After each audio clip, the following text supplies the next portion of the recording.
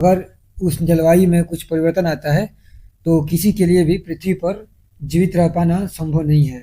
अगर हम थोड़ा ध्यान से देखें तो हमें पता अगर आप कुछ डाटा वगैरह के साथ में देखें तो आपको पता होगा कि जलवायु परिवर्तन की वजह से कितनी गंभीर समस्या लोगों के सामने आ रही है। लेकिन लोग इस चीज़ को समझते नहीं हैं, ना ही उसके बारे में सोचना चाहते हैं। ये जो हमारा वीडियो है वो इस प्रकार से नहीं है कि सिर्फ आप जलवायु परिवर्तन को किसी एग्जाम के दृष्टिकोण से या फिर ऐसे पढ़ रहे हों, बल्कि हमारा उद्देश्य यह है कि आप जलवायु परिवर्तन को अच्छे से समझ सकें और समझने के उपरांत जो भी उचित चीज़ हो सकता है इसको रोकने के लिए उसमें भी हम अपना अधिक से अधिक योगदान दे सकें, क्योंकि ये हमारे पृथ्वी पर जीवन से संबंधित चीज़ है। अगर पृथ्वी पर एक प्रकार का जो पर्यावरण है, अगर वो पर्यावरण वैसा नहीं बना रहता है तो हमारे लिए यहाँ पे रह पाना या फिर किसी भी जीव को यहाँ पे जीवित रह पाना संभव नहीं होगा। हमारे जितने भी घर परिवार आस पड़ोस के जितने भी चीज़ें हैं वो धीरे धीरे करके समाप्त होते जा रही हैं। क्लाइमेट चेंज की वजह से उन पे बहुत ही गंभीर प्रभाव पड़ रहा है। पीने का पानी से लेकर के बहुत सारी समस्याएं हैं। उस समस्याओं को एक एक करके हम लोग देखेंगे और समझने की कोशिश करेंगे कि आखिर क्लाइमेट चेंज है क्या, वास्तव में इसका मतलब क्या होता है। तो हमारा जो यहाँ पे वीडियो है, यद्यपि इसमें कुछ चीज़ें जो है वो इंग्लिश में है, लेकिन हम उसको समझने की कोशिश करेंगे कि क्या ये चीज़ है, और उसको थोड़ा हिंदी से भी रिलेट करके ही हम लोग रखेंगे ताकि चीज़ें जो है आसानी से अपने को समझ में आती रहे। तो जैसा कि फोटो में भी हम लोग देख सकते हैं कि यहाँ पे अपनी पृथ्वी है, तो पृथ्वी को एक प्रकार से दिखाया गया है कि पृथ्वी को बुखार लग गया है, काइंड ऑफ, कि पृथ्वी जो है हीट हो रही है, ठीक है, गर्मी बढ़ रहा है धीरे धीरे, ग्लोबल टेम्परेचर बढ़ रहा है। इसलिए यहाँ पे इस प्रकार से दिखाया गया है कि पृथ्वी जो है उसको बुखार टाइप से हो रहा है। टेम्परेचर पृथ्वी का ओवरऑल जो ग्लोबल टेम्परेचर है वो बढ़ रहा है। अब ये क्यों बढ़ रहा है, ये कैसे बढ़ रहा है, मनुष्य इसके लिए कितना हद तक जिम्मेदार है, इन सारी चीज़ों को हम लोग यहाँ पे देखने वाले हैं विथ डेटा, ठीक है। तो इसके लिए थोड़ा सा हम लोग को ध्यान देना होगा ये चीज़ें कैसे हो रही हैं। अगर यहाँ पे देखें तो क्लाइमेट चेंज का परिभाषा है कि क्लाइमेट चेंज का परिभाषा क्या होता है, ठीक है। तो यहाँ पे लिखा गया है कि climate change refers to long term shift in temperature, ठीक है। तो क्लाइमेट चेंज जो है वो एक प्रकार से लॉन्ग टर्म शिफ्ट है टेम्परेचर का। जब टेम्परेचर में एक प्रकार से कुछ लोगों को ऐसा लगता है कि कभी बहुत ज़्यादा गर्मी आ गया तो ये आज कहीं पे बहुत थोड़ा सा ठंडा है, ये सारी चीज़ों को हम लोग क्लाइमेट चेंज नहीं बोलते हैं, जो हम लोग आमतौर पे अनुभव करते हैं, ये क्लाइमेट चेंज नहीं है। क्लाइमेट चेंज जो है वो एक लॉन्ग टर्म शिफ्ट होता है टेम्परेचर में, कि ग्लोबल एवरेज टेम्परेचर है वो पूरी तरीके से बदल गया है, उसको हम लोग क्लाइमेट चेंज के रूप में देखते हैं। ऐसा नहीं है कि कहीं पे थोड़ा सा एक समय के लिए, हाँ उसका भी प्रभाव है। अगर ग्लोबल एवरेज टेम्परेचर बढ़ता है तो उसका प्रभाव भी हमें जीवन पे देखने को मिलता है, लेकिन जनरली हम उस चीज़ को क्लाइमेट चेंज नहीं बोलते हैं। लोग जैसे कि कभी कभी सोचने लगता है कि अरे अभी तो इतना ठंडा है तो क्लाइमेट चेंज थोड़ी हो रहा है, कुछ नहीं हो रहा है, ये बहुत झूठा चीज़ है। तो नहीं, वैसा बात नहीं है।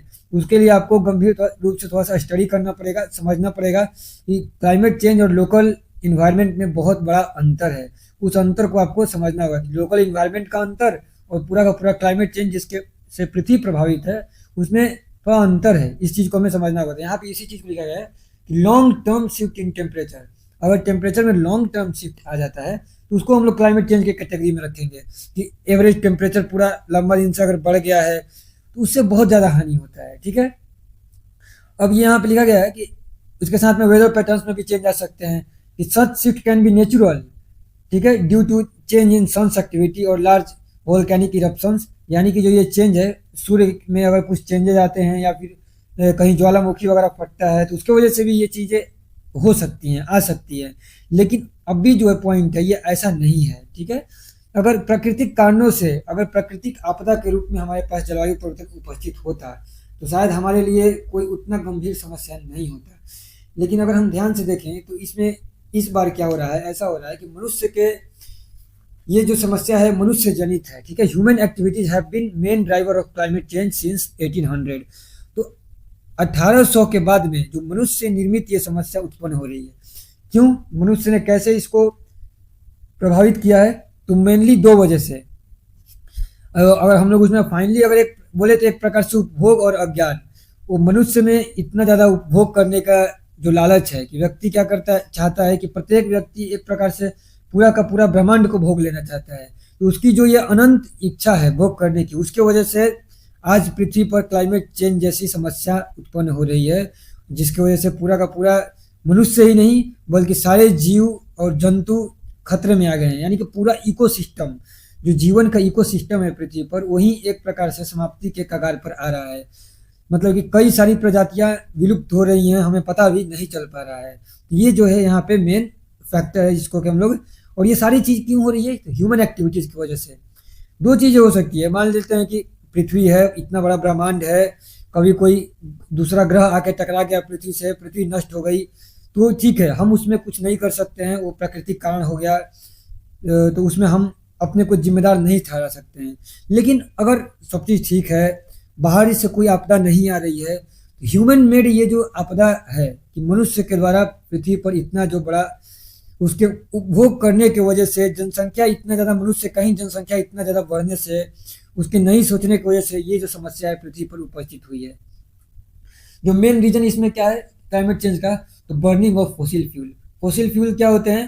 तो फोसिल फ्यूल यानी कि जो हम लोग पेड़ पौधों को काट के जलाने का चीज़ हो गया, कोयला वगैरह से हम लोग जो अपना ऊर्जा उत्पन्न करते हैं, इसके अलावा पेट्रोलियम का जो खनन करके उसका हम लोग ऊर्जा के लिए यूज करते हैं, ये सारी चीज़ें हैं। और ये सारी चीज़ें क्या चीज़ करती हैं? फाइनली उससे हमको मिलता है ग्रीन हाउस गैस, जिसको कि शॉर्ट में हम लोग GHG भी बोलते हैं, ग्रीन हाउसेस गैसेस। ठीक है, तो ग्रीन हाउस गैस का एमिशन होता है।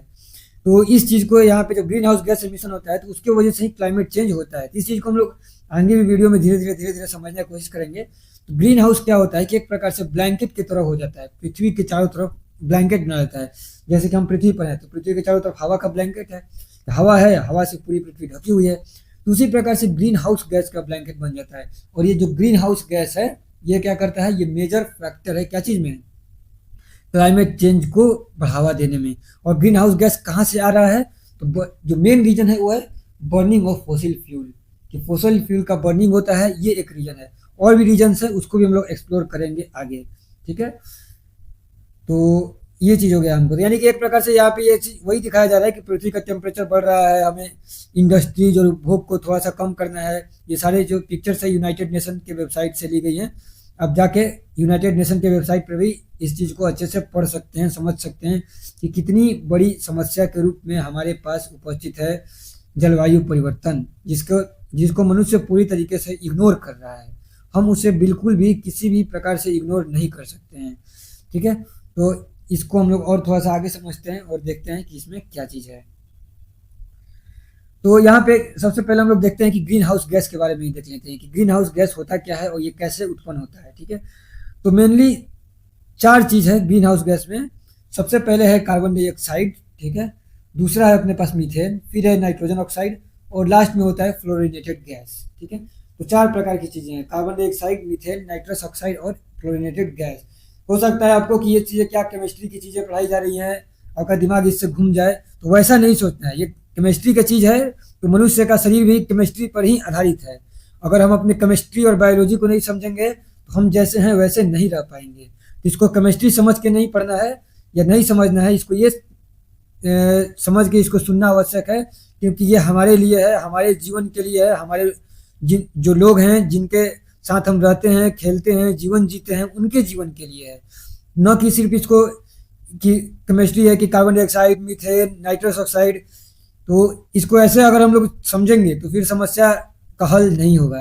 तो इसको उस प्रकार से हमें समझने की कोशिश नहीं करनी है। ठीक है, ये जो ग्रीन हाउस गैस है, ये 4 जो है मेन ग्रीन हाउस गैस है। इसके अलावा भी चीज़ें होती हैं, लेकिन हम बेसिकली यहाँ पे इनको ही टारगेट करने वाले हैं और देखने वाले हैं। ठीक है, तो सबसे पहले यहाँ पे ये चार्ट देख लेते हैं कि ये चार्ट क्या बताना चाह रहा है गैस के बारे में।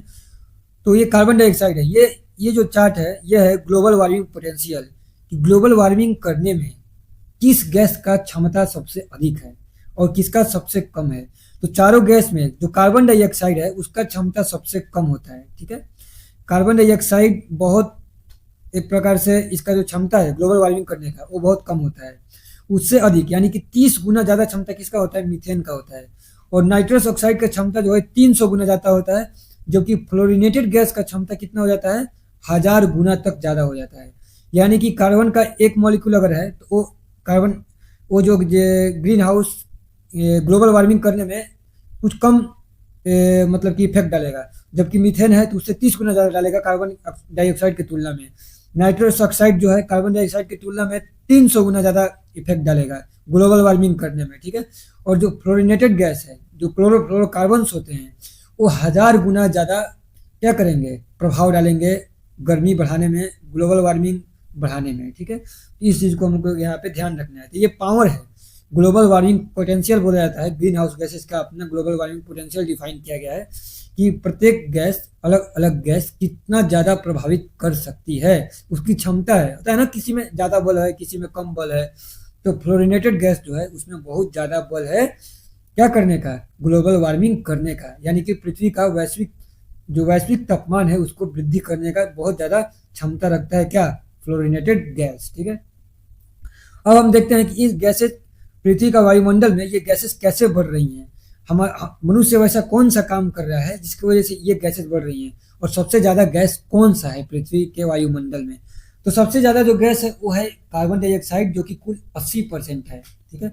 यद्यपि जो कार्बन डाइऑक्साइड है वो क्या है, उसका जो क्षमता है ग्लोबल वार्मिंग करने का वो कम है, ठीक है। वो उतना ज़्यादा ग्लोबल वार्मिंग नहीं करता है बाकी अन्य गैसेस के कंपेरिजन में, लेकिन ये अमाउंट में ज़्यादा है, ठीक है। वायुमंडल में कार्बन डाइऑक्साइड अमाउंट में बहुत ज़्यादा है। 80% अमाउंट में क्या हो गया है, कार्बन डाइऑक्साइड हो गया है, जो कि ग्लोबल ह्यूमन का एमिशन है, ठीक है। ह्यूमन जो है उसके वजह से ये चीज़ें आ रही है। कैसे आती हैं, ह्यूमन के द्वारा कैसे आती है कार्बन डाइऑक्साइड, तो मेनली 2-3 प्रकार से इसको हम लोग समझ सकते हैं कि 2-3 जगह से आती है।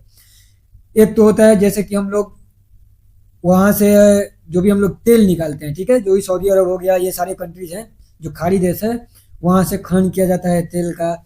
इसके बाद कहीं से कोयला का भंडार का निकाला जाता है, फिर उस कोयले के भंडार को हम लोग जलाते हैं, जिससे कि हम लोग का पूरा ट्रांसपोर्टेशन चलता है। सेकेंडरी देखें, या फिर कोयले के भंडार से जनरली ट्रांसपोर्टेशन नहीं चलता है, कोयले के भंडार से पूरा बिजली चलता है, ठीक है, जिससे कि हमारे घर पे एनर्जी आता है, और जो तेल है उससे हमारा पूरा ट्रांसपोर्टेशन चलता है। तो ये जो पूरा जो ऑयल है, ठीक है, ऑयल हो गया, और साथ में क्या हो गया अपना इलेक्ट्रिसिटी हो गया, ठीक है। इन दोनों को चलाने के लिए हम लोग जो भी खनन करते हैं कोयला का और तेल का, साथ में हाँ, ये मतलब कि मेन चीज़ है। अगर आप दूसरा चीज़ अगर देखें तो मनुष्य में कुछ खाने के वजह से जंगलों को बहुत ज़्यादा काटा जाता है। कैसे, उसको भी दिखाएंगे आगे। तो खाने की वजह से बहुत ज़्यादा जंगलों की कटाई होती है, तो जंगलों की कटाई होती है तो वहाँ से भी कार्बन डाइऑक्साइड का एमिशन हो जाता है। ये सारे जो मेन फैक्टर है जिसकी वजह से हमारा क्या होता है, कार्बन डाइऑक्साइड जो है वायुमंडल में रिलीज होता है। और ये कार्बन डाइऑक्साइड की वजह से जो है अपना ग्लोबल टेम्परेचर है वो बढ़ रहा है। ग्लोबल टेम्परेचर बढ़ रहा है तो ग्लोबल वार्मिंग बढ़ रहा है, ग्लोबल वार्मिंग बढ़ रहा है तो पृथ्वी से जीवन जो है समाप्ति की ओर बढ़ रहा है। ये चीज़ें हैं जो एक साथ धीरे धीरे हो रही हैं, लेकिन चूंकि ये चीज़ें धीरे धीरे हो रही है तो हमें पता चलता नहीं है। दूसरा चीज़ हो जाता है यहाँ पे मीथेन। कि मीथेन क्या होता है, तो जो मीथेन होता है वो भी एक प्रकार से ग्लोबल वार्मिंग में कंट्रीब्यूट करता है, बहुत ही एक प्रकार से अगर हम बोलें तो 30 गुना, ठीक है। और दूसरा अमाउंट में धीरे धीरे देखिए, कार्बन डाइऑक्साइड एक नंबर पे सबसे ज़्यादा कार्बन डाइऑक्साइड रहता है। दूसरा अगर हम बात कर ले यहाँ पे, ठीक है, पहला अगर हमारा हो गया तो पहला कार्बन डाइऑक्साइड हो गया, पहला अपना कार्बन डाइऑक्साइड हो गया, ठीक है। दूसरा क्या हो गया यहाँ पे अपना मीथेन हो गया। मीथेन के बाद अगर हम देख ले यहाँ पर, मीथेन के बाद तीसरा जो है अपना क्या हो गया यहाँ पे, नाइट्रस ऑक्साइड हो गया। नाइट्रस ऑक्साइड नंबर में इसका पावर ज़्यादा है, लेकिन फिर ये थोड़ा सा उसके कंपेरिजन में कम रहता है। फर्टिलाइजर वगैरह से नाइट्रस ऑक्साइड निकलता है।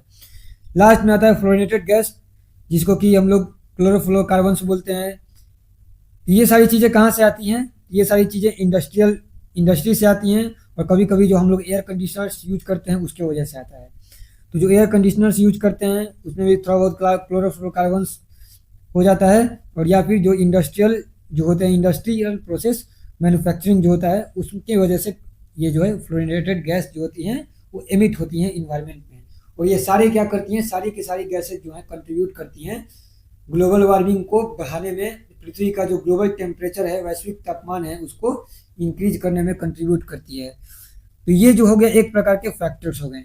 इसको आप ध्यान से इसको देखिएगा, इस चीज़ को हम लोग और भी आगे जो है देखेंगे इसके डिटेल्स में कि ये चीज़ें कैसे प्रभावित करती हैं और कैसे कैसे ये गैसें जाती हैं और कैसे ये चीज़ें काम करती हैं।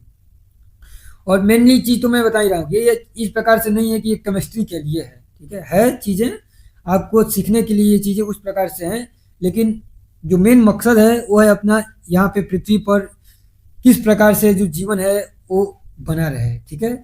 अगर ये चीज़ें ऐसे ही बढ़ती रहे तो ज़्यादा दिन दूर नहीं है जब पृथ्वी से जीवन समाप्त हो जाएगा, ठीक है। सब कुछ समाप्त हो जाएगा ग्लोबल वार्मिंग के बढ़ने की वजह से। अनेक प्रजातियां नष्ट हो गई हैं, अगर आप डाटा जाके देखें, थोड़ी सी भी अगर आप ध्यान देते हैं, इस चीज़ों को सीखते हैं तो आपको सीधे सीधे दिख जाएगी कि कितनी ही प्रजातियां विलुप्त होते जा रही है, महीने भर महीने, साल भर साल, हमें दिखाई नहीं देती हैं। टेम्परेचर इतना बढ़ रहा है, ग्लोबल टेम्परेचर, पीने का पानी से लेकर सूखा और जितने भी घटनाएं हो सकती हैं प्रकृति में, जो आंधी तूफान सूखा, वो सारी चीज़ें आ रही हैं। ये जो चीज़ है ये हो रहा है।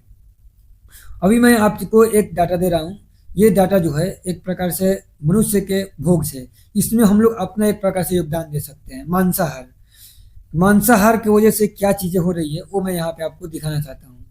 ये देखिए, ये एक डाटा है जो कि पृथ्वी पर पेड़ के बारे में दिखा रहा है कि पेड़ों की, जंगलों की कटाई कैसे हो रही है। 10,000 साल पहले पृथ्वी पर 57% जंगल था और 42% वाइल्ड ग्रास लैंड और सर्ब्स थे, ठीक है। ये दो ही भाग में पृथ्वी पर चीजें थी और कुछ नहीं थी, या तो जंगल है या तो फिर ग्रासलैंड वगैरह है, थोड़ा और इधर वगैरह, ऐसी ही चीजें थी। ये ऐसा नहीं था कि कोई इंडस्ट्री है या फिर कहीं से हम एग्रीकल्चर के लिए जमीन बना दिए हैं। एग्रीकल्चर, इंडस्ट्री, ये सब मनुष्य का अपना बुद्धि और अपना बुद्धि का इस्तेमाल करके बनाया हुआ चीज है, प्रकृति ने नहीं दिया था। तो प्रकृति ने क्या दिया था? जंगल दिया था, ग्रासलैंड दिया था। मनुष्य को समस्या हुई तो अपने समस्या के अकॉर्डिंग उन्होंने जंगल को काटना शुरू किया और अलग अलग प्रकार की चीज़ें वहाँ पे करना शुरू किया। तो अगर ये चीज़ें देखें तो 1700 ईस्वी में क्या हुआ कि 52% जंगल है, 57% से घट के 1% पे आ गया। 3% अपना जो है क्रॉप्स के लिए हो गया, 6% ग्रेजिंग लैंड हो गया, जहाँ पे जो जानवर है वो क्या कर रहे हैं, अपना चरने जा रहे हैं। तो जानवरों को चरने के लिए मनुष्य ने जंगलों को काटना शुरू कर दिया, ये चीज़ हो गया। और 38% ग्रासलैंड बच गया। फिर आगे चल के क्या होता है कि 48% फॉरेस्ट, फिर घटते घटते घटते घटते 2018 में मात्र 38% फॉरेस्ट बचा है। कुल 4 बिलियन हेक्टेयर पर, कुल 4 बिलियन हेक्टेयर पे मात्र 38% जंगल बचा हुआ है। 15% जो है क्रॉप्स के लिए यूज हो रहा है। 1% जमीन पे मनुष्य ने अपना क्या कर लिया है, बिल्ड कर लिया है अपने रहने के लिए। और 31% गेजिंग लैंड है, ये सबसे इंपॉर्टेंट है। 31% गेजिंग लैंड, 31% में क्या होता है कि जानवरों के लिए चारागाह बना दिया गया कि जानवर वहां पे क्या कर रहे हैं भाई, जाके चरेंगे। क्यों जानवर इतने चाहिए? क्योंकि मनुष्य जानवरों को फिर खाता है। मनुष्य सिर्फ अपने स्वाद के लिए वो सीधे सीधे चीजों को न खाने के बजाय जानवरों को का मांस खाना चाहता है और उस मांस के लिए जंगलों की कटाई करता है। जंगलों की कटाई होती है तो कार्बन डाइऑक्साइड, CO2 जो है वो इमिट होता है। क्योंकि जब पेड़ों की कटाई होती है, पेड़ों की कटाई होने से, जब तक पेड़ है, ठीक है, पेड़ क्या होता है, अगर कहीं पेड़ ऐसे लकड़ी के रूप में है, वुड के रूप में है, तो उसमें कार्बन डाइऑक्साइड वुड के फॉर्म में है। लेकिन अगर वही पेड़ किसी भी प्रकार से नष्ट हो जाता है तो जो उसमें जो कार्बन डाइऑक्साइड सॉलिड के रूप में रहता है वो गैस के रूप में वायुमंडल में रिलीज हो जाता है। और जैसे ही वो वायुमंडल में रिलीज हो गया तो एक प्रकार से ग्रीन हाउस गैस हो गया, जो कि पुनः क्या करेगा, गर्मी को, ग्लोबल टेम्परेचर को बढ़ाने में योगदान देगा। ये चीज़ है। तो हमें अगल बगल सबको ये चीज़ें को समझाना चाहिए और देखना चाहिए, इस डेटा के साथ बताना चाहिए कि भाई मांसाहार को कम करना चाहिए। यद्यपि भारत में मांसाहार कम है, पर कैपिटा मांसाहार, मांस खाने की जो है अमाउंट है वो कम है, लेकिन ओवरऑल 5वां स्थान पे आता है भारत में मांसाहार का कंजम्पशन और एमिशन के रूप में कुछ, ठीक है। उसका डाटा आप जाके देख सकते हैं। लेकिन पॉपुलेशन उतना ज़्यादा है तो सारा पॉपुलेशन मांस उतना ज़्यादा ये नहीं करता है, लेकिन जो भी लोग अगर खाते हैं मांस के पक्ष में, तो उनके लिए ये डाटा एक प्रकार से आंख खोलने वाली है कि आप उस चीज़ को ध्यान से इसको आप देखें। अगर हम इसमें ही आगे चलते हैं और इस चीज़ को थोड़ा सा देखते हैं कि आगे इसमें क्या है, ठीक है, उस चीज़ को भी यहाँ पे आगे हम देखते हैं। थोड़ी सी और डाटा पे चलते हैं। तो जैसे कि कैसे ख़त्म होता है, कौन कौन अलग से इसमें जो जिम्मेदार है ग्रीन हाउस गैस का एमिशन करने में, तो कुछ यहाँ पे देश का नाम लिखा गया है। जैसे कि सोमन आइलैंड है। सोमन आइलैंड में ये जो है, ये वाला कलर ठीक है, जो बैंगनी कलर है ये सबसे ज़्यादा है। यानी कि ये जो कंट्री है सोमन आइलैंड, इसमें जंगलों की कटाई बहुत ज़्यादा हुई है। तो जंगलों की कटाई की वजह से ग्रीन हाउस एमिटर हो गया है। कतर, देखिए ये जो येलो येलो जो है, कतर, बहरीन, कुवैत, तर्कमेनिस्तान, गुआ, ठीक है, यहाँ पे यूएई, यूनाइटेड अमीर, ऑस्ट्रेलिया, ये सब क्या कर रहे हैं, जो येलो कलर में है, इनकी वजह से, एनर्जी की वजह से, तो एनर्जी की वजह से गैसेज जो है एमिट हो रही हैं, ठीक है, ये चीज़ हो जाता है। और ये पूरा जो एनर्जी है यहाँ पे, इलेक्ट्रिसिटी हो गया, ट्रांसपोर्टेशन हो गया, इन सारी चीज़ों में ये ख़त्म हो रही है, ठीक है। अब इसको हम लोग आगे लेके चलते हैं, कि इसको आगे लेके चलते हैं, आगे इसमें चीज़ें कैसी हैं। इसमें जो है नेक्स्ट में अगर हम देखें यहाँ पर कि क्लाइमेट चेंज का क्या प्रभाव पड़ रहा है और कैसे टेम्परेचर, जिस टेम्परेचर की हम बात कर रहे थे, जो टेम्परेचर बढ़ रहा है धीरे धीरे धीरे धीरे, उस टेम्परेचर की यहाँ पे बात करते हैं, कैसे ग्लोबल टेम्परेचर बढ़ रहा है। ये भी यूनाइटेड नेशन से ही ये चीज़ें ली गई हैं फोटो, और ये दिखा रही है कि फिलहाल जो है लगभग लगभग हम 1.5 डिग्री सेल्सियस टेम्परेचर पे हैं, लेकिन वो समय ज़्यादा दूर नहीं है, कुछ ही सालों के अंतर्गत हमारा टेम्परेचर जो है 1.5 डिग्री सेल्सियस को पार कर जाएगा, और मतलब पार कर चुका है काइंड ऑफ धीरे धीरे। और कुछ सालों के अंतर्गत, ठीक है, अगर हम इसी ट्रेंड पे चलते रहे, अगर हमारा जो कंजम्पशन है चीज़ों को भोगने का, ठीक है, भोगना है, मेन वही है, भोगना है। यहाँ से जो चीज़ें हम इलेक्ट्रिसिटी में, ट्रांसपोर्टेशन में, ये सब हम यूज करते ही क्यों है, क्योंकि हमको बहुत सारी चीज़ों को सुख के लिए, लालच के लिए ये काम करते हैं, तो वही चीज़ें हैं यहाँ पे। तो अगर उसी प्रकार से हमारा भोग चलता रहा तो ये अपना कर्व होगा, और ये अपना कर्व होगा, तो यहाँ तक जाते जाते इतना कहीं 2100 या 21 2050, 60, 70 तक समस्याएं बढ़ जाएंगी, बहुत ज़्यादा गंभीर रूप से हो जाएंगी। डाटा ये थोड़ा सा पीछे का ही है, अगर हम अभी का डाटा देखें तो ये कर्व शायद और भी ज़्यादा ही हमारे लिए घातक सिद्ध हो सकता है।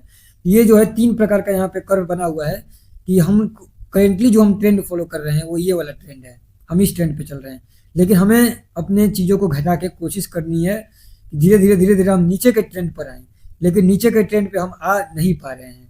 ये हमारे लिए जो है मूल समस्या के रूप में सामने आ रही है, ठीक है। तो अगर हम आगे इसमें देखते हैं चल के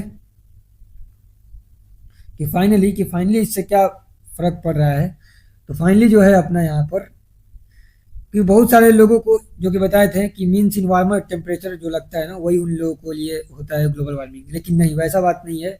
सिर्फ वार्मर टेम्परेचर हो जाना ग्लोबल वार्मिंग नहीं है।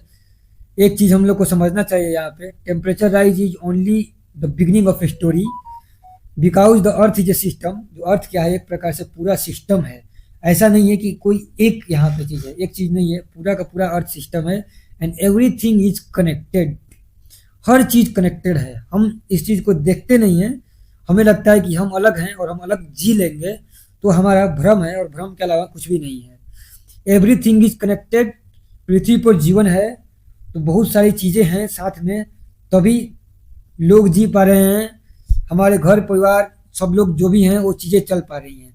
अगर चीज़ें जैसी हैं वैसी नहीं रहें, पृथ्वी पर इकोसिस्टम और चीज़ें अगर वो वैसी नहीं रहें, हम अपने उपभोग की वजह से, अपने लालच की वजह से उन चीज़ों को अगर हम ख़त्म करते हैं, तो चीज़ें कनेक्टेड हैं, हम भी ख़त्म होंगे, सब कुछ ख़त्म होगा। ये एक एरिया में इफेक्ट डालने वाला चीज़ नहीं है, ठीक है, सारी की सारी चीज़ें समाप्त हो सकती हैं क्लाइमेट चेंज के वजह से।